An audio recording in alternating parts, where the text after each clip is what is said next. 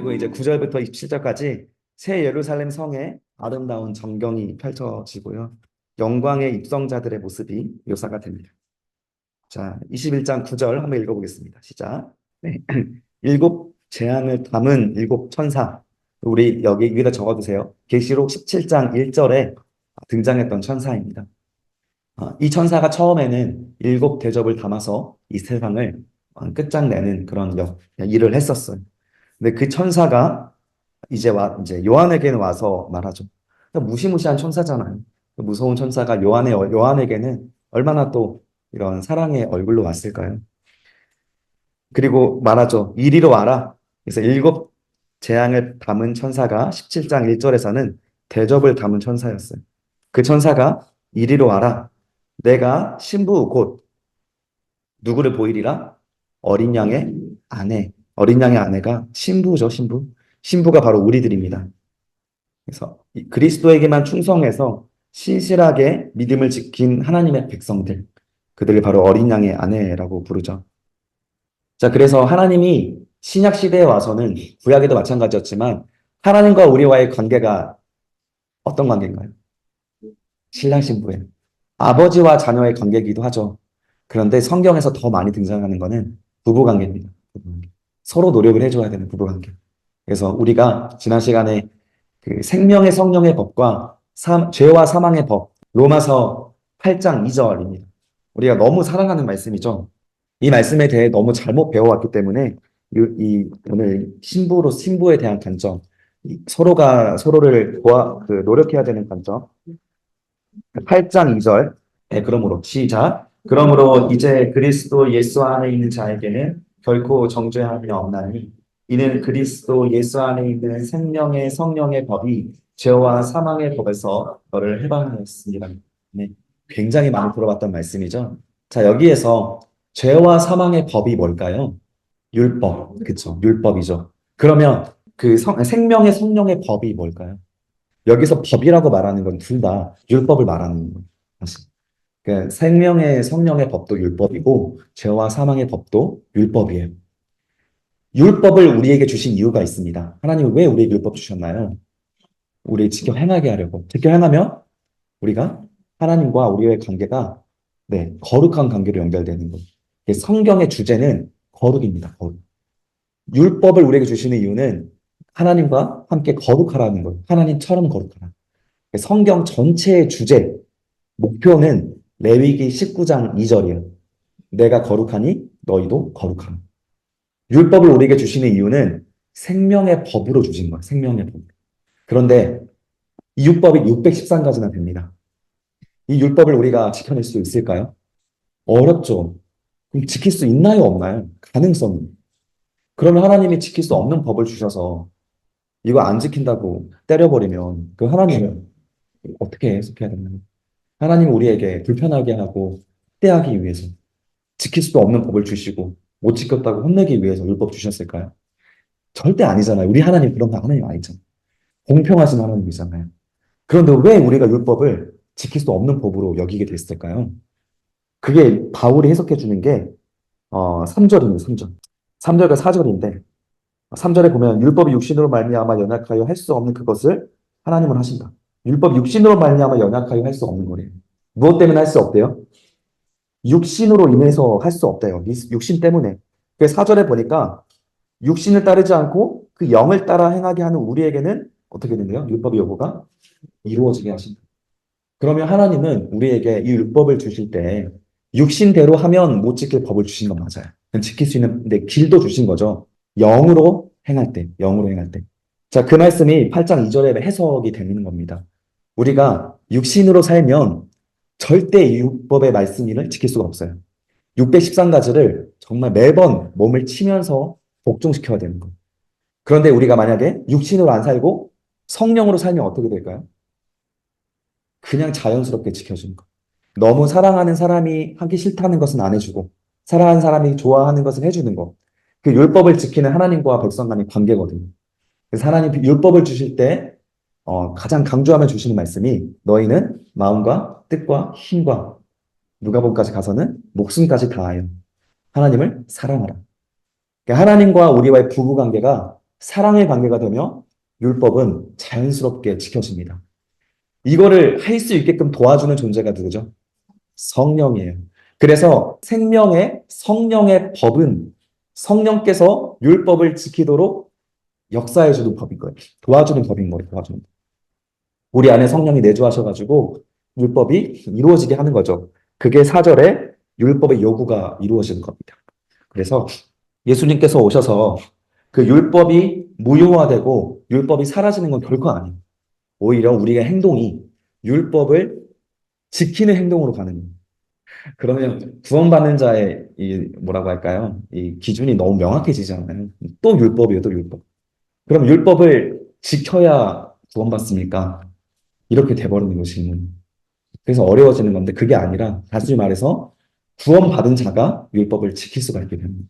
우리의 노력으로 율법은 못 지켜요. 왜냐하면 우리는 육신으로 사니까요. 자꾸 후천연적으로 살아요. 하나님 다 해줬으면 좋겠고 복 줬으면 좋겠고 잘 됐으면 좋겠고 이거 육신입니다. 이게 바램이에요. 이런 바램으로 살면 절대 율법을 우리는 이룰 수가 없습니다. 그런데 성령이 우리 안에 들어오면 바울처럼 이 세상 것들이 다 배설물처럼 느껴져요. 배설물 좋아서 만지는 사람이 있나요? 배설물 좋다고 먹는 사람도 없잖아요. 그냥 냄새나고 싫은 거잖아요. 싫은 거 호불호를 우리는 그냥 자연스럽게 받는 거잖아요. 냄새나는 거 싫잖아요. 안 좋은 거 싫은 거잖아요. 죄가 그렇게 싫어지는 겁니다. 성령이 우리 안에 들어오면 그러면 율법이 우리 안에 이루어지는 거예요. 가장 대표적으로 하나님 사랑과 이웃 사랑이 실천되는 거죠. 이게 율법의 완성이니까. 그리고 그 안에 있던 세부 내용들을 결코 우리는 외면할 수 없습니다. 제사법, 그것은 예수 그리스도를 통해서 폐기가 됐기 때문에 예수님께서 우리에게 이제 한 번의 제사로 완성시켜 주셨기 때문에 제사의 행위는 없지만 그 제사의 정신은 오늘날 이 예배를 그대로 가져왔어요. 그리고 뭐 그 할례 같은 거는 세례로 그리고 주일 안식일은 주일 예배로 이렇게 전환된 것도 있습니다. 그리고 문자 그대로 지켜야 되는 것도 있어요. 십계명 문자 그대로 지키나요, 안 지키나요? 나 외에 다른 신 섬기지 말라. 우상 만들지 말라. 부모를 공경하라. 거짓말하지 말라. 도적질하지 말라. 이웃의 것을 탐내지 말라. 이거 문자 그대로 지키고 있잖아요. 십계명은 613가지의 요약이거든요. 문자 그대로 지켜야 할 것도 있어요. 그래서 이 율법을 이 세 단계로 잘 구분을 시켜야 됩니다. 폐기된 거, 그 정신만 가져오는 거, 그리고 또 이제 전환된 거, 그리고 문자 그대로 지켜야 하는 거. 이거 알려면 성경을 공부할 수밖에 없겠죠. 그래서 성경 공부가 진짜 중요한 겁니다. 그래서 하나님을 사랑한다고 하는데 성경은 안 배우고 싶어요. 너무 지루하고 재미가 없어요. 그러면 절대 하나님이 무엇을 기뻐하고 싫어하는지 알 수가 없기 때문에 생명의 성령의 법이 있을 수가 없습니다. 그러면 로마서 8장 1절이 우리 것이 아니에요. 예수 안에 있는 자에게는 결코 정죄함이 없다. 우리가 예수께서 우리 안에 오셔서 정죄할 거리가 없어지게 만드는 거예요. 죄가 없어지게 만드는, 죄를 안 짓게 만드는, 과거의 죄는요. 예수님께서 다 지고 가셨잖아요. 미래의 죄도 지셨나요? 그렇게 되면 구원파예요. 이단입니다. 그 세월호 사건에서 선장이 구원파잖아요. 아직도 절대 자기 죄 인정하라. 죄 인정하면 자기 구원 못 받은 사람. 자기가 행하는 모든 것들은 예수께서 다 십자가 못 박고 돌아가셨기 때문에 한 번 회개하면 끝이에요. 두 번 회개하면 안 됩니다. 딱 과거의 죄를 깨닫는 순간 회개하고 정리해야 돼요. 미래에도 다 용서됐어요. 그래서 이제 내가 행동하는 모든 것들은 십자가의 용서가 됐기 때문에 내가 앞으로 어떤 행동을 하든지 회개할 필요가 없는 겁니다. 그게 구원파예요. 성경은 우리가 잘못을 했고 그 회개할 기한이 있다는 것도 말씀드리고 회개하지 않으면 언제든지 심판이 있다는 것도 늘 수천 번을 강조하십니다. 수천 번. 성경의 대부분이 그 경고의 말씀들이. 따라서 이 성경의 말씀 을 이해할 때 예수를 믿었으니까 나는 이제 정죄함이 없어. 난 괜찮아. 이렇게 돼버리면 이단화됩니다. 우리는 회개가 생명인 회개를 날마다 하고 죄짓지 않게 노력해서 정죄할 거리가 없게끔 만들어주는 것. 이게 예수의 이름으로 정죄함이 없다라는 말씀의 가장 핵심입니다. 그래서 이 신부다 이 표현으로 우리가 방금 제가 좀 설명을 드려야 했어서 길게 설명을 드렸어요. 아내라고 하는 거는 노력하라는 거죠. 좋은 아내가 되기 위해서 노력을 해야 됩니다. 하나님을 이해하기 위해서 공부해야 되고 우리 스스로의 죄를 분별하면서 조심해야 되는 것이 부부관계죠. 이 부부관계를 잘한 사람들이 여기에서 이 천사가 주는 이 9절의 말씀을 해당되는 사람이 됩니다. 자, 10절의 말씀 한번 읽어보겠습니다. 시작. 성령으로 나를 데리고 크고 높은 산으로 올라가 하나님께로부터 하늘에서 내려오는 거룩한 성 예루살렘을 보이니. 네. 자, 크고 높은 산은 17장 5절에서 보면 성령이 처음에 요한을 어디로 끌고 갔나요? 광야로 끌고 간 기억나죠? 광야. 그 광야에는 누가 있었죠? 사탄이 있었죠. 이 요한이 볼 때에도 광야로 갔더니 거기에는 바벨론이 있습니다. 그래서 이 세상의 수도를 보여줘요. 이 바벨론이 제국이 하나님을 대적하는 나라의 수도가 휘황찬란하게 있는 것을 보여줍니다. 근데 이번에는 그 나라가 다 무너진 것을 보여준 다음에는 10절에서는 뭘 보여주나요? 하나님께로 내려오는 동그라미 쳐주세요. 하늘에서 내려오는 거룩한 성 예루살렘. 여기 위에다 적어주세요. 하나님 천국의 수도입니다. 천국의 수도. 천국의 수도가 이 땅에서 이루어졌나요? 하늘에서 내려왔나요? 내려왔어요. 그래서 주기도문은 늘 그렇게 고백을 하는 겁니다. 이 땅에 임하시오며. 그래서 하나님 나라는 우리가 만들 수 있는 것이 아니라 하늘에서 임하는 거예요. 우리는 인내하고 수고하고 헌신하며 그 자리를 지키는 거예요. 하나님 나라는 갈수록 확장되는 것이 아니라 줄어듭니다. 그래서 마지막 때에는 몇 명 안 남아요. 그 몇 명 안 남은 사람들이 이 새 거룩한 성 예루살렘에 들어갈 수가 있게 되는 것이죠.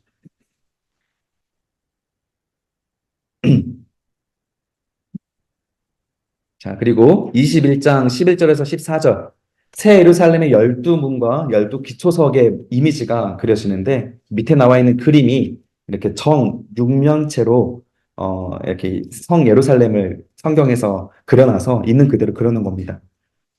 자, 11절 보면 하나님의 무엇이? 영광이. 자, 성막에 있을 때 성막이 완성됐을 때 하나님의 영광이 임했죠. 무엇으로 임했었나요? 구름 기억나시나요? 구약 공부하시면 성막이 완성되니까 하나님의 영광이 구름처럼 막 임했습니다. 솔로몬의 성전이 임했을 때 완성됐을 때 하나님의 영광이 똑같이 구름으로 임했어요. 그것처럼 하나님의 영광이 위에서 내려오잖아요. 거기에도 구름이 자욱했겠죠. 하나님이 계신 곳은 늘 그 구원 영광에 가득한 구원의 영광의 빛이 있습니다. 그 영광이 있어 그 성에 빛이 지극히 귀한 보석 같고 벽옥과 수정 같더라. 자, 벽옥과 수정 같다. 이거 벽옥과 수정이 어떤 재료로 사용됐던 것이 묘사됐던 것이 하나 있었습니다. 어디였는지 기억나세요? 좀 초반부였는데 요한계시록 4장에 보면 보자가 이 벽옥 같고 수정 같다, 수정같이 맑다 이런 표현이 4장 3절에 나와 있거든요. 적어두세요. 옆에 4장 3절이라고 적어두세요. 그러면 하나님의 영광이 있어 그 성 예루살렘에 내려오는 것은 영광의 보좌가 내려오는 것으로 우리가 충분히 해석할 수가 있는 겁니다. 그 보좌에는 누가 앉아 계시죠? 하나님이 앉아 계신. 하나님이 드디어 우리가 볼 수 있는 실체로서 이 땅에 내려오시는 거예요. 하나님은 우리가 지금 보면 안 됩니다. 큰일 나요. 왜냐하면 우리 지금 죄가 있기 때문에 죄가 있는 상태에서 하나님을 보면 우리는 소멸되게 됩니다. 그러나 이 땅에 남아있는 자들은 거룩함을 지켜낸 자들이기 때문에 거룩한 존재가 됐기 때문에 하나님을 마주했을 때 소멸되지 않고 하나님이 어떻게 생겼는지 드디어 하나님을 목격하게 되는 겁니다. 자, 12절에 보면 12절 읽어보겠습니다. 시작. 크고 높은 성곽이 있고 12문이 있는데 문에 12천사가 있고 그 문들 위에 이름을 썼으니 이스라엘 자손의 12지파의 이름들입니다. 네, 크고 높은 성곽. 성곽은 성벽을 말하는데 이게 용도가 뭔가요? 성벽의 용도는 원래 보통 싸울 때 쓰잖아요. 지킬 때. 근데 하나님 나라가 임할 때에는 이미 사탄도 없고 대적하는 자들도 없는데 왜 성곽이 있을까요? 그래서 싸우기 위한 건데. 그래서 이 성곽은 사실 필요가 없습니다. 필요가 없는 건데 있는 거예요. 왜 있냐면 성벽이라고 하는 것 자체가 이스라엘 백성들한테 하나님의 보호하심이 있어요. 그것을 있는 그대로 그냥 하나님이 상징화 시켜준 겁니다. 여기에 있는 크고 높은 성곽은 하나님의 보호하심에 들어가 있는 천국이라는 것을 상징하는 거예요. 그래서 하나님이 보호하심이 없는 지옥과 대비가 되는 거예요. 하나님이 없는 곳이 지옥이고 하나님이 성곽 안에 이렇게 보호하고 있는 자리가 천국이 됩니다. 그리고 그 문에는 12천사가 있어요. 그 12천사가 지키고 있는 그 문들 위에는 이름이 써져 있는데 누구의 이름이요? 그 읽어주세요. 이스라엘 자손 12지파의 이름이요. 그 옆에다 적어두세요. 에스겔서 48장입니다. 이게 에스겔서 48장에 보면 이 이미지가 나와 있어요. 에스겔서에는 새 성전문에 12지파의 이름이 새겨져 있으며 하나님이 함께 하신다라는 의미를 지닌 여호와 샴마 적어두세요. 여호와 샴마. 여호와의 샴마가 그 성읍의 호칭으로 부여가 됩니다. 여호와 샴마. 샴마. 샴마의 뜻은 임마누엘과 똑같습니다. 하나님이 함께 하신다. 그게 열두 지파에서 이름이 새겨져 있는 그 성읍의 호칭으로 에스겔서에서 이렇게 불려져요. 여기에서 열두 지파는 이스라엘만 말하는 건 아닙니다. 그 하나님께 부르심을 받은 우리들도 여기에 속함이 돼요. 하나님 앞에 부르심을 받은 모든 사람들. 자, 13절 읽어보겠습니다. 시작. 동쪽의 세 문, 북쪽의 세 문, 남쪽의 세 문, 서쪽의 세 문이다. 네, 세 문 4개니까 12개죠. 그래서 우리 민수기서에 보면 성막이 중심에 있고 이 12지파가 배치가 되어 있는 형태가 있습니다. 거기에 그 나중에 그림으로 인터넷 찾아보시면 전부 다 세 지파씩 나눠져 있어요. 세 지파씩 4개로. 그 형태가 그 하나님 나라의 그 예루살렘 성전의 모습이에요. 세 개의 문이 각각의 지파로서 사면에 이렇게 두루 있는 상태가 하나님 나라의 상태인 거죠. 그래서 이 구약 때의 성막 배치도 자체를 하나님 나라의 형태로 둔 거예요. 하나님께서 모세에게 이렇게 알려주신 겁니다. 하나님 나라의 형태로. 자, 15절 읽어보겠습니다. 시작. 내가 말하는 자가 그 성과 그 문들과 성곽을 측량하려고 금잘대를 가졌더라. 네. 자, 내게 말하는 자, 천사겠죠? 그 천사가 그 성과 문들과 성곽을 측량하려고 했대요. 자, 이거 11장에서도 요한에게 성의 길이를 측량하라라고 하는 내용이 있었습니다. 왜냐하면 그 측량한 내용, 그 안에는 하나님께서 보호하셔야 되니까. 그래서 이제 두 증인을 보내기 전에 그 보호하기 위해서 11장에 요한복음 측량하라고 했던 그 내용을 여기 21장에 와서는 천사가 측량을 해요. 그리고 금 갈대자라고 하는 거는 요한이 이해하고 있는, 우리가 이해하는 그 길이에 자라는 거예요. 하나님 나라가 이 땅에 임하기 때문에 하나님 나라의 그 어떤 그 초월적이고 무한한 나라의 그 잣대가 아니라 우리가 이해하는 그 크기와 잣대로서 하나님 나라가 임하는 겁니다. 16절에 나옵니다. 그 성은 네모가 반듯해서 길이와 너비가 같은지라 그 갈대자로 그 성을 측량하니 12,000 스다디온 길이와 너비가 높이가 같다. 자, 한 스다디온이 185m예요. 그게 12,000이니까 2,220km가 한 길이에요. 이게 사면이 되는 겁니다. 그래서 한반도의 약 20배 정도의 크기가 새 예루살렘 수도의 크기가라고 보면 돼요. 그래서 이것은 사실 12라고 하는 숫자가 완전함을 상징하거든요.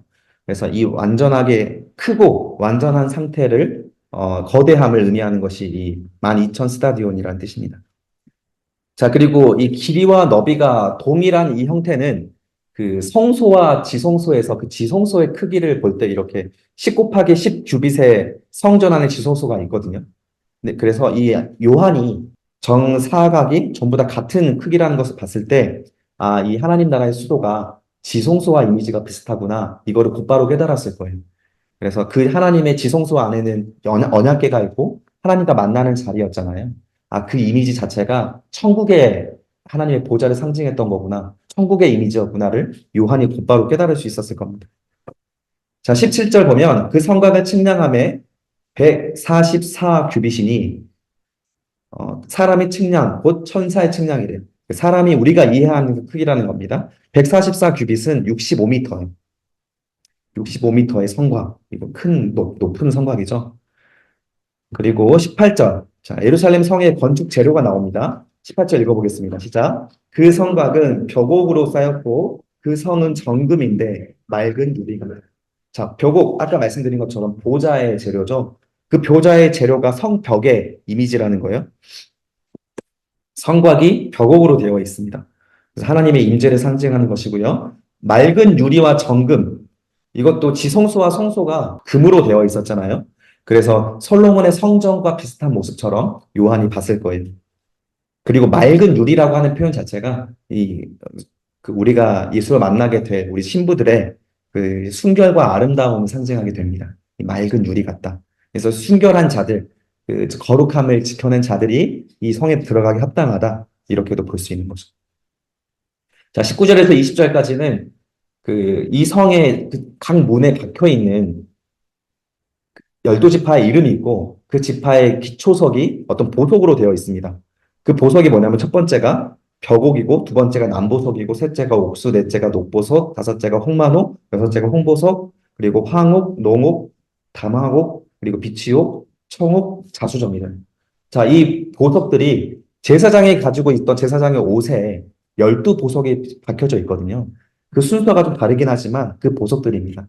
그래서 이 12지파에 상징하는 그 보석이 그 기초석으로 성곽에 박혀 있다라는 거예요. 그리고 21절에 보니까 그 12문은 또 12진주로 되어 있어서 한 개, 각 문마다 거대한 진주가 있다라고 하는 거예요. 그래서 밑에 위에 다시 전 페이지 그림을 보면 그 예루살렘 그 성 예루살렘 그림 보면 자세히 보시면 밑에 동그란 진주가 문에 이렇게 있죠. 이렇게 그려놨어요. 실제로 이런 형태인지는 알 수는 없지만 이 진주가 이 문에 이렇게 문처럼 가로막혀 있습니다. 이게 12개가 있고 성의 길은 어떻게 되어 있대요? 맑은 유리 같은 정금이래.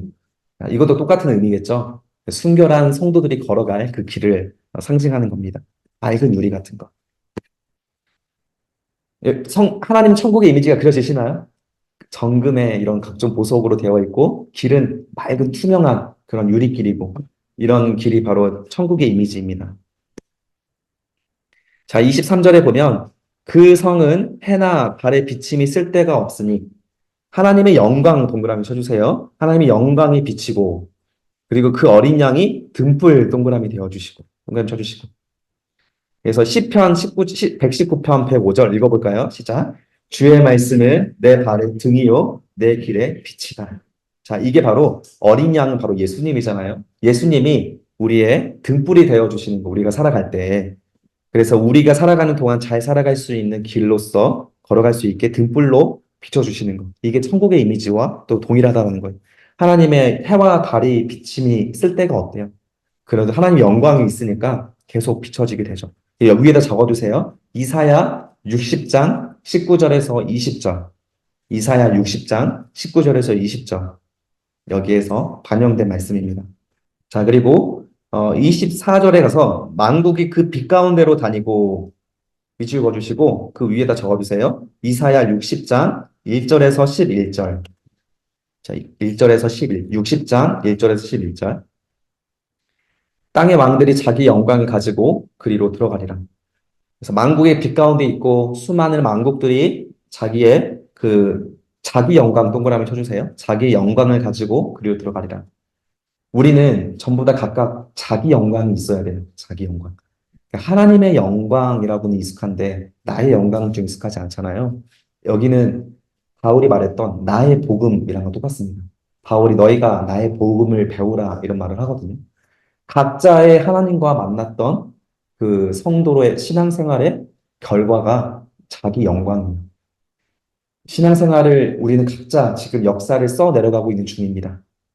우리 성도님들이 희생하고 사랑하고 하나님의 사랑을 보여내는 것만큼 그것이 우리의 영광이 돼요.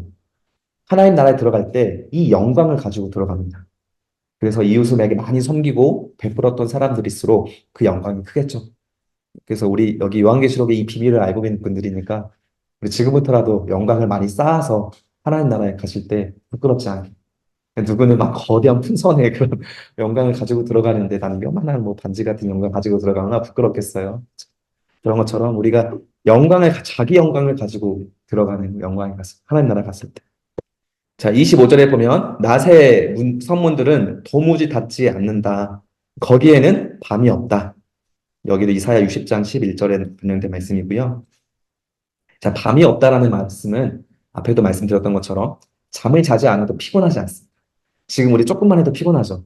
조금만 활동해도 피곤하고. 그런데 그때에는 잠을 자지 않아도 몸이 항상 컨디션이 최상의 컨디션이 얼마나 좋을까요?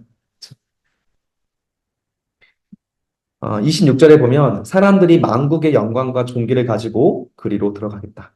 자, 쉬운 성경을 제가 적어놨습니다. 모든 나라의 영광과 존귀가 다 이 성으로 들어올 것입니다. 이것은 이 세대의 지혜의 그런 영광은 절대 아닙니다. 하나님 나라의 지혜를 가진 모든 나라의 그 곳곳에 흩어져 있던 순교자들의 영광을 말합니다. 자, 27절 읽어보겠습니다. 시작. 무엇이든지 속된 것이나 가증한 일 또는 거짓말하는 자는 결코 그리로 들어가지 못하되 오직 어린 양의 생명책에 기록된 자들만 들어가리라. 네, 다시 한번 이 순결한 나라, 이 거룩한 나라에 누가 들어가는지를 요한이 다시 한번 기록을 해주는 거죠. 그래서 오직 어린 양의 생명책 그 앞에 슬롯이 가로 쳐주시고 그 앞에 속된 것부터 시작해서 그리로 들어가지 못하되 이 사람들 위에다가 지옥행이라고 적어주세요. 영벌입니다. 영벌. 영벌에 해당되는 사람들입니다. 천국에 못 들어가는 사람들도 부활한 몸을 입고 이들은 지옥에서 영벌을 살게 됩니다. 자, 마지막 이제 22장입니다. 아멘 주 예수여 어서 오시옵소서. 자, 천국을 지금 계속 인간의 언어로 표현하고 있기 때문에 설명에 한계가 있습니다. 네, 그것을 염두에 두고 이 지금 천국의 이미지를 더 본격적으로 이제 내부 이미지를 보여주거든요.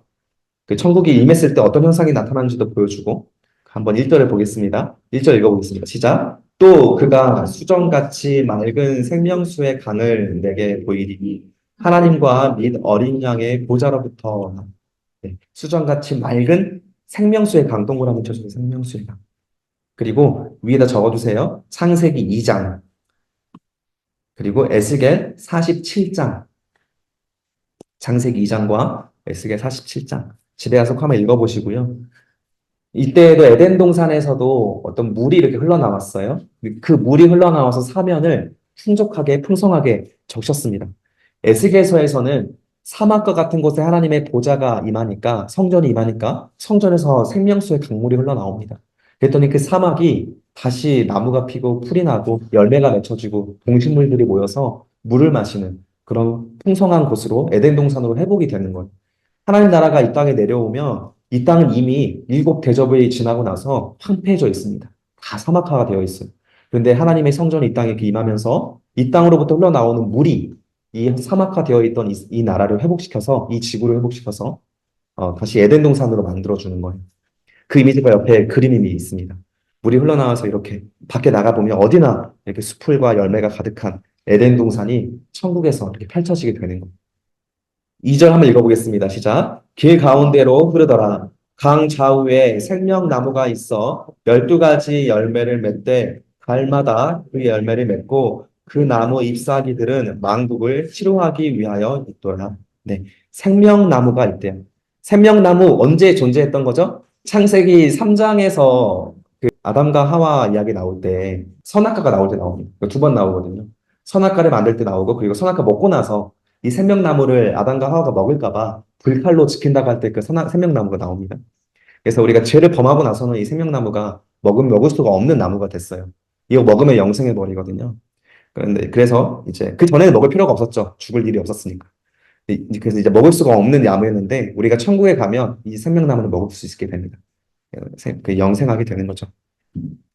그리고 이 생명나무의 잎사귀가 중요합니다. 나무 잎사귀들은 무엇을 위해 있대요? 만국을 치료의 동그라미 쳐주세요. 치료하기 위해 있대요. 자, 이 생명나무를 못 먹는 것은 인간의 죄의 결과예요. 이스라엘 백성들의 죄의 결과이기도 합니다. 그런데 이제 이 생명나무 잎사귀가 에스겔서 47장 12절에서 이렇게 나와 있어요. 강 좌우에는 각종 먹을 나무 가시나무가 자라서 그 입이 시들지 아니하고 열매가 끊이지 아니하고 달마다 새 열매를 맺으리니 그 물이 성소를 통해 나옵니다. 그 열매는 먹을 만하고 잎사귀는 약재료가 된다. 그래서 치료하기 위한 것이 이 잎사귀가 약재료를 에스겔서에는 포로에 이제 복귀하게 될 이스라엘 백성들에게 주는 하나님의 예언이었거든요. 이스라엘 백성들이 너희들이 그동안 당했던 그 모든 아픔들은 똑같이 너희와 함께 고통을 당하게 돼. 너희처럼 하나님을 떠나서 고통을 당하게 돼서 사람들한테 약재로가 될 너희들의 아픔이 될 것이야 라는 해석입니다. 그래서 우리 성도님들이 하나님과 거룩해져는 과정 속에서 여전히 육신으로 살아서 하나님께서 바벨론 포로와 같은 70년의 그 긴 고통의 시간과 어둠의 시간이 있을 수 있어요. 광야와 같은 시간 속에서 반드시 하나님께로 돌아오기 위해서 성령께서 치료하시고 인도해 주실 텐데 그 하나님께로 돌아오고 나면 그 과거에 아팠던 시간들이 해석이 되는 거예요.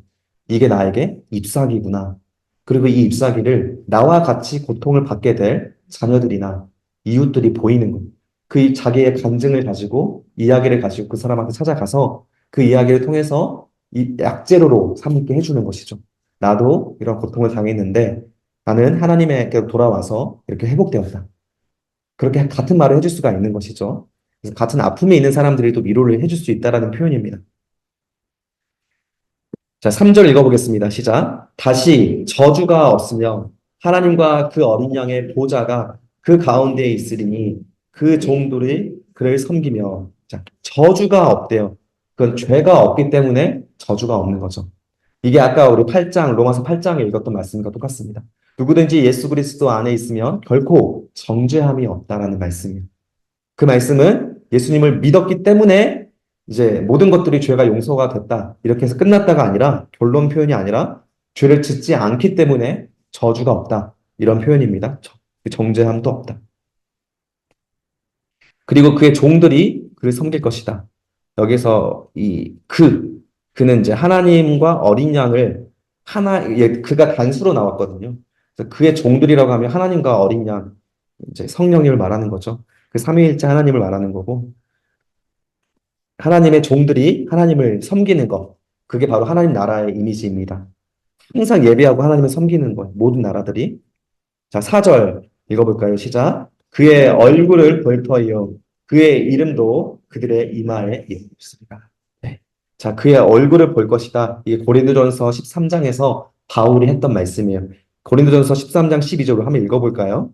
다음 페이지 있나요? 자, 시작. 우리가 지금은 거울로 보는 것 같이 힘이 안 나. 그때에는 얼굴과 얼굴을 대하여 볼 것이요. 지금은 내가 부분적으로나 하나 그때에는 여호와께서 나를 아신 것 같이 내가 온전히 알리라. 네. 그래서 하나님 나라에 가서 보면 우리가 아쉬웠던 선택들과 그런 신앙생활들이 고스란히 깨닫게 될 겁니다. 그때 그렇게 하지 말 걸. 그렇게 다 알게 되는 때가 반드시 온다라는 거. 그리고 그의 이름도 그들의 이마에 있을 것이다. 그래서 하나님을 대적하는 사람들은 사탄의 666이 이마에 있지만 끝까지 이 하나님을 지키고 순교자의 잔을 마셨던 사람들은 그 이마에 하나님의 이름을 적어주죠. 그리고 출애굽기 28장 36절 적어줬는데 이건 율법에서도 하나님께서 이렇게 이미 이스라엘 백성들한테 어떤 하나의 예식처럼 그 행위를 하게 만들었어요. 순금으로 패를 만들어서 도장을 새기는 법으로 그 위에 새기되 여호와께 성결, 이게 이마에 매는 띠거든요. 패가 이마에 띠를 매서 여호와께 성결이라고 하는 적혀 있는 글을 이마에 이렇게 묶고 다니게 했어요. 그게 지금 이 이미지를 상징하는 겁니다. 그래서 여호와께 성결은 여호와의 이름은 아니에요. 근데 훗날 성결하게 되면 여호와로부터 성결하게 되면 하나님 나라에 갔을 때 진짜 하나님의 이름을 우리의 이마에 새기게 되죠.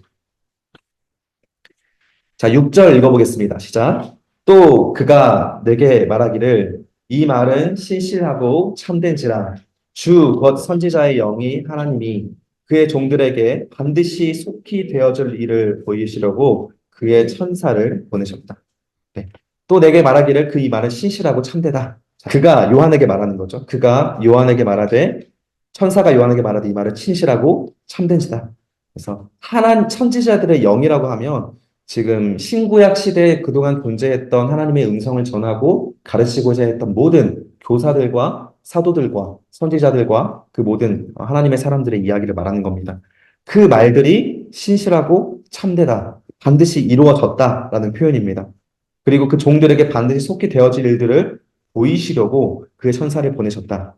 천사를 보내서 지금 우리가 보고 있던 이런 장면들을 1장부터 지금 22장까지 장면들을 속히 임하게 될 장면처럼 보여주기 위해서 천사가 요한에게 찾아왔다라는 거예요.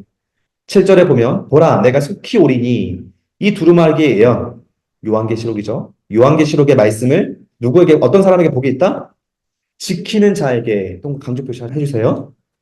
지키는 자에게 복이 있다. 이게 요한계시록의 말씀을 정리하면서 또 똑같이 주시는 말씀이.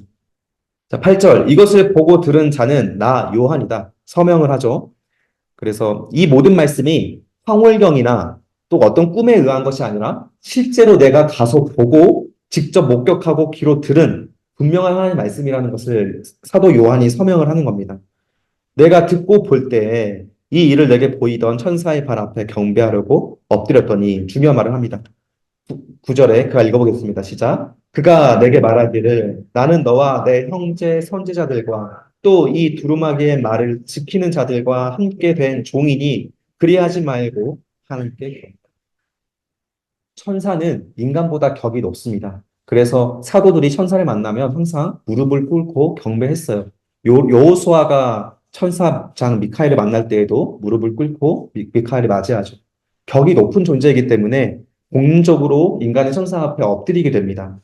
그런데 천사가 말하죠. 그러지 말라고 하는 거예요. 왜냐하면 나는 너 형제 선지자들과 또 이 두루마기의 말, 요한계시록 포함해서 이 성경 말씀을 지키는 자들과 같이 똑같이 종된 자들이다.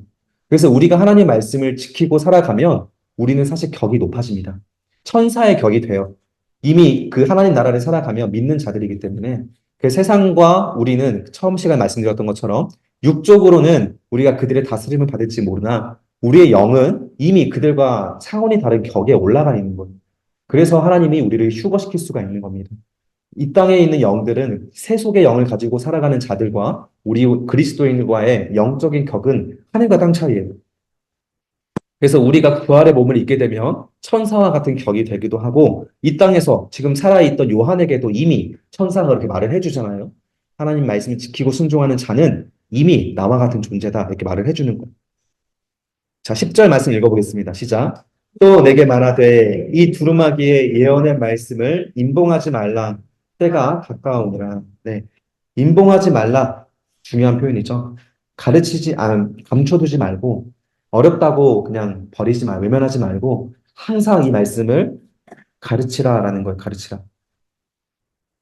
그 이유가 뭐냐면 때가 가까웠기 때문이다. 그래서 우리는 늘 종말론적인 삶을 살아가야 되기 때문에 이 요한계시록의 말씀을 잘 배우고 익히고 있어야 합니다. 그래서 오늘 성경 공부가 끝났다고 해서 또 다 배웠으니까 덮어두지 마시고 죽을 때까지 계속 우리 하나님 나라 갈 때까지 계속 요한계시록 말씀도 다시 한번 보면서 마지막 때의 징조가 이렇구나. 자꾸 까먹잖아요, 우리는. 저도 이렇게 한번 강의하고 나면 다음번 이렇게 턴이 돌아오기까지 몇 년이 걸릴지 몰라요. 보통 한 1년 이상은 최소한 걸리는 것 같아요. 지금 청년부랑 성경 공부하고 있는 게 이제 이번에 미가서가 끝났거든요. 그러면 요한계시록까지 가려면 한 4개월도 남은 것 같아요. 그러면 4개월 뒤에 저는 다시 보긴 할 겁니다. 저도 이렇게 성경 공부하는 장치가 있으니까 4개월 텀으로라도 이렇게 볼 수 있긴 한데, 우리 만약에 이번 수업이 끝나고 나면 또 언제 볼지 모르잖아요. 그러니까 항상 이 성경 공부를 하기 위해서 마음의 준비를 하시고 늘 성경을 읽어가시면서 임봉하지 않도록 노력을 해야 돼요. 자, 11절 말씀 읽어보겠습니다. 시작. 불의를 행하는 자는 그대로 불의를 행하고 더러운 자는 그대로 더럽고 의로운 자는 그대로 의를 행하고 거룩한 자는 그대로 거룩하라. 정말 무서운 말씀이죠. 밑줄 그어주시고 별표 해주세요. 우리가 불의를 행하고 있으면 그냥 불의를 행하다 죽는 겁니다. 더러운 자도 그렇게 더럽다가 죽는 것인데 우리는 여기에 해당돼야 되죠. 의로운 자는 그냥 그대로 의로운 겁니다. 그냥 그대로라는 말이 너무 무서워요. 생명책에 기록되어 있는 사람들은 어떻게 해서든지 정말 힘을 내고 악착같이 이 시간을 지켜내고 말씀 공부를 하려고 해서 그리고 이후에도 계속 성경을 읽어가면서 거룩하게 살려고 노력을 합니다. 실제로. 제 친구 중에 지금 한 명이 이 성경 말씀을 한 3년 전부터 저랑 같이 공부했던 친구가 있는데 그 친구가 너무 하나님 말씀 사랑해요. 그래서 지금 제가 성경 전체 공부하는 거를 우리 청년들이랑 5기, 우리 청년가? 그러니까 앞에 4기가 있어요. 1기, 2기, 3기, 4기가 지나고 우리 청년들이랑 지금 5기로 성경 공부를 하고 있는데 제 앞에 있던 모든 수업들을 다 따라다니고 있어요. 그리고 이제 제가 다음 주부터 우리 새신자 한 자매가 성경 공부하고 싶다 그래가지고 그 자매를 필두로 해서 몇 명 더 모아 성경 공부 시작할 건데 거기에도 자기도 또 들어가면 안 되냐고 물어보는 거예요. 몇 번이나 지금 다 배웠음에도 불구하고 계속 배우고 싶은 거예요. 배우고. 저는 그 친구한테 복이 있다라고 말을 해주거든요. 육신은 연약해도 너는 참 복이 있는 사람이다라고 말하고. 참 그게 축복입니다. 하나님 말씀이 너무 꿀성이 단 거예요. 근데 막상 먹으면 배에는 쓰잖아요. 아파요. 하나님 애통하는 마음이 느껴집니다. 그래도 꿀송이에요. 계속 먹고 싶은 거예요. 하나님 말씀이. 그래서 회개하게 되고 이거 자체가 하나님이 주신 큰 선물입니다. 그게 이제 마태복음 13장 43절에서 예수님께서 하셨던 말씀입니다. 읽어볼까요? 시작. 그때의 의인들은 자기 아버지 나라에서 해와 같이 빛나리라. 귀 있는 자는 들으라. 네, 의인들은 그냥 그대로 거룩하게 행해서 해와 같이 빛나는 존재가 되고 이것이 또 귀 있는 자가 들을 수 있는 거죠. 자, 12절 말씀 읽어보겠습니다. 시작. 보라, 내가 속히 오리니 내가 줄 상이 있어 각 사람에게 그가 행한 대로 갚아주고. 상 중요하죠. 하나님 나라에 가면 면류관이 다릅니다. 크기도 다르고 상급의 내용도 달라요. 반드시 우리가 이 땅에 행한 대로 중요하죠. 강조 표시해 주세요. 행한 대로 반드시 우리가 그 하나님 앞에 상급을 받게 됩니다. 이때는 변명할 것도 없고, 그리고 내가 상급을 적금 받았다고 사실 뭐 부끄럽거나 수치감이 들고 그런 건 아닌 것 같아요. 그냥 더 많은 상급을 받는 사람을 보고 부럽고 또 존경하고 박수 쳐주겠죠. 그래서 우리도 하나님 앞에 큰 상을 받을 수 있는 인생, 지금 기회가 있잖아요. 그런 인생을 오늘도 살아갈 수 있습니다. 13절, 14절 중요한 말씀입니다. 읽어볼까요? 시작. 나는 알파와 오메가요. 처음과 마지막이요. 시작과 마침이라. 자기 두루마기를 빠는 자들은 복이 있나니. 이들은 그들의 생명나무에 나아가며 문들을 통하여 성에 들어갈 권세를 받으려. 네. 자, 세 번역의 말씀을 제가 읽어드릴게요. 생명나무에 이르는 권리를 차지하려고 그리고 성문으로 해서 도성에 들어가려고 자기 겉옷을 깨끗이 빠는 사람은 복이 있다. 이 말씀. 이게 뭐냐면 마태복음 11장 12절 적어놨죠? 읽어볼까요? 시작. 세례 요한 때부터 지금까지 천국은 침노를 당한 침노하는 자는 빼앗는 침노는 침략을 말해요.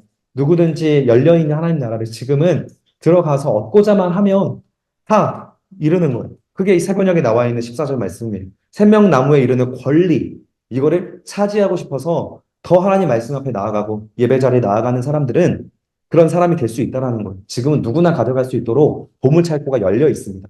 가져가면 되는 거예요. 근데 그게 바로 뭐냐면 그 옷을 깨끗이 빠는 거예요. 우리 공부했죠. 혼인잔치에 갔을 때 성도들이 입을 새 옷은 뭐였나요? 세마포 옷인데 그게 뭘 상징했죠? 옳은 행실. 네. 성도로서의 옳은 행실이 바로 자기 옷을 빠는 행위입니다. 그래서 이 행위를 가진 사람들은 천국에서 많은 보화를 가져가요.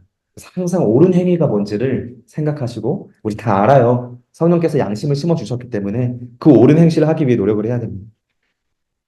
15절 읽어보겠습니다. 시작. 개들과 점술가들과 음행하는 자들과 살인자들과 우상 숭배자들과 및 거짓말을 좋아하며 지어내는 자는 다 성 바깥에 있으리라. 성 밖은 어딜까요? 지옥을 말합니다. 지옥. 하나님의 통치가 닿지 않은 곳이에요. 버리신 곳입니다. 지옥, 사탄이 있는 곳이. 그런 사람들이 존재하는 곳이 개들과 점술가들, 음행가들이에요. 여기서 개라고 하는 것은요, 성경에 여러 번 등장을 하긴 하는데, 적어두세요. 위에다가 적어두세요. 더럽고 악한 자들. 더럽고 악한 자들이 항상 개로 표현이 돼요. 그래서 좀 강아지 애호가들 계시죠? 그 개를 생각하지 마시고, 성경에서는 더러운 영이 이 개구리와 개로 연결이 됩니다. 그래서 신명기 23장 18절에서는 동성애자들을 개로 표현했고, 마태복음에서는 15장에서 이방인을 그렇게 표현을 했고, 빌립보서에서는 유대인의 율법을 강요하는 자들, 그들을 개라고 표현을 하면서 결론이 뭐냐면 하나님의 뜻과 통치에 참여하기를 거절하는 자들이 대적하는 자들. 이게 바로 개들로 성경에서 표현이 됩니다. 자, 16절 읽어보겠습니다. 시작. 나 예수는 교회들을 위하여 내 사자를 보내어 이것들을 너희에게 증언하게 하였노라. 나는 다윗의 뿌리요 자손이니 곧 광명한 새벽별이라. 아멘. 자, 다윗의 뿌리. 이거 요한계시록 5장 5절에 했던 말씀의 반복이죠. 자, 요한계시록 5장 5절 적어주시고 그 옆에다가 이사야서 11장 1절에서 10절로 적어주세요. 이사야서 11장 1절에서 10절. 이 말씀의 성취입니다. 요한계시록은 5장 5절. 앞에 나와 있던 내용 똑같은 내용이고요. 그리고 이사야서 11장 1절에서 10절에 약속의 성취입니다. 그때는 이런 약속을 하셨고 그 약속이 16절에서 성취가 된 거예요. 자, 그리고 광명한 새벽별 옆에다가 민수기 24장 17절을 적어주세요. 민수기 24장 17절. 이 말씀의 성취입니다. 자, 그리고 17절 읽어보겠습니다. 시작. 성령과 신부가 말씀하기를 오라 하시는도다. 듣는 자도 오라 할 것이요. 목무는 자도 올 것이요. 또 원하는 자는 값없이 생명수를 받으리라. 원하는 자 중요하죠. 지금은 원하는 사람들이 누구나 교회 와서 이 말씀을 받을 수가 있습니다. 자, 그래서 성령은 선지자를 통해서 계시의 말씀을 선포하시는 지금 이 예수님 하나님이시고 신부는 우리들이죠. 어린 양의 아내인 교회를 가리킵니다. 교회. 그리고 그 사람들이 교회가 또 하나님과 한 목소리를 내는 거죠. 오라. 누구든지 와라. 목마른 자도 와라. 원하는 사람들은 다 와서 이 생명수, 영생을 주게 하는 이 생명수를 마셔라. 라는 것이죠. 자, 여기까지가 천사를 통해 주신 하나님의 말씀이었습니다. 그리고 나서 이제 이 요한이 마지막으로 정리를 합니다. 네 절로 정리하는데, 두 절로 정리하는데 18절, 19절입니다. 18절부터 읽어볼게요. 시작. 내가 이 두루마기의 예언의 말씀을 듣는 모든 사람에게 증언하노니 만일 누구든지 이것들 외에 더하면 하나님이 이 두루마기에 기록된 재앙을 그에게 더하실게요. 네. 자, 듣는 모든 사람 결국엔 들어야 되는데 안 듣고 있는 사람들은 해당도 안 되고요. 이 말씀을 듣고자 하는 귀가 있는 사람들 중에서도 두 사람으로 부류가 나뉘는 거예요. 첫 번째 부류는 이 말씀을 가지고 더 과장해서 무언가를 만들어내려고 하는 사람입니다. 이 사람이 바로 이단이죠, 이단. 이단들은 성경 말씀을 과하게 해석을 해서 결국 자기를 교주로 만드는 장치로 사용합니다. 그러면 이 두루마기 요한계시록에 소개되어 있던 그 일곱 인, 대적, 나팔, 환란을 다 그에게 받도록 더하실 것이고 근데 19절이 참 많은 사람들이 해당됩니다. 성도들도 해당됩니다. 읽어볼까요? 시작. 만일 누구든지 이 두루마기의 예언의 말씀에서 제하여 버리면 하나님이 이 두루마기에 기록된 생명나무와 및 거룩한 성의 참여함을 제하여 버리시리라. 너무 무섭지 않아요? 천국에 못 들어간다는 거예요. 이 말씀을 없애버리는. 성경 말씀, 요한계시록의 말씀은 날마다 읽어야 되고 항상 생각을 해야 됩니다. 이런 말씀들을 읽어야 우리가 사탄으로부터 주는 유혹과 핍박으로부터 이겨낼 수 있는 어떤 내성이 생기고 면역력이 생겨요. 힘이 생깁니다. 자, 여기까지 읽고 이제 이 말씀을 우리가 읽고 우리들은 이렇게 20절과 21절과 같이 반응을 하고 화답을 해야 됩니다. 우리 힘차게 한번 읽어보시고 마치도록 하겠습니다. 시작. 이것들을 증언하시니가 이르시되 내가 진실로 속히 오리라 하시거늘 아멘 주 예수여 어서 오시옵소서. 주 예수의 은혜가 모든 자들에게 있을지어다. 아멘. 네, 이렇게 하면서 요한계시록의 문을 닫게 됩니다. 성경의 마지막은 아멘이에요. 아멘. 그래서 이 하나님의 애절하고 정말 심장처럼 심장이 뛰는 그 말씀, 찢어지는 말씀의 마음을 우리가 받고 우리의 응답은 네, 하나님, 우리가 그런 사람이 되겠습니다.